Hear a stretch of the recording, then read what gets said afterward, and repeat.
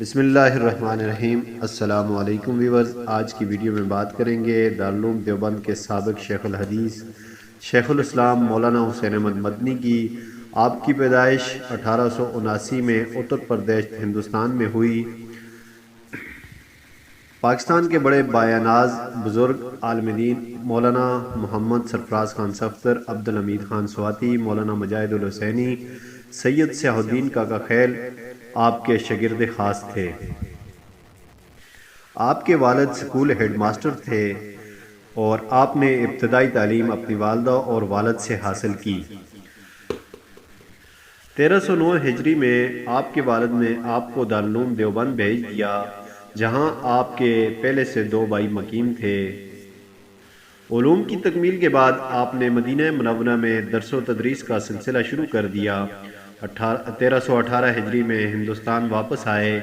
ماہ محرم 1320 ہجری واپس دوبارہ مدینہ حاضر ہو گئے۔ اس کے بعد آپ کا حلقہ درس بہت زیادہ وسیع ہو گیا۔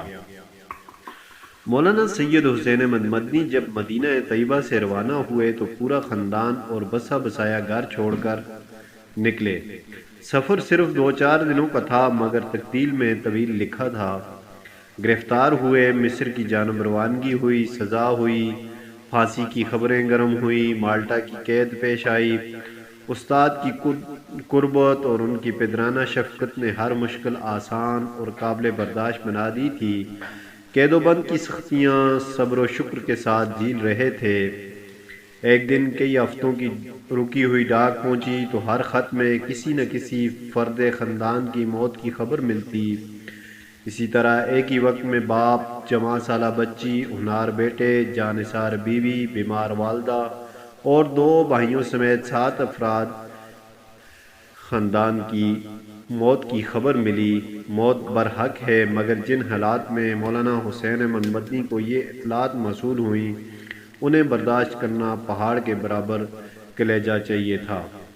حسین احمد مدنی نے مالٹا کی قید کے دوران میں 10 ماہ میں قرآن مجید یاد کر کے محمود الحسن کو تراویح کے بعد نوافل میں سنایا کرتے تھے۔ اس طرح نصف جمادی الاول سے یاد کرنا شروع کیا اور ربیع الاول میں پورا یاد کر کے محمود الحسن کو اگلے رمضان میں سنا دیا۔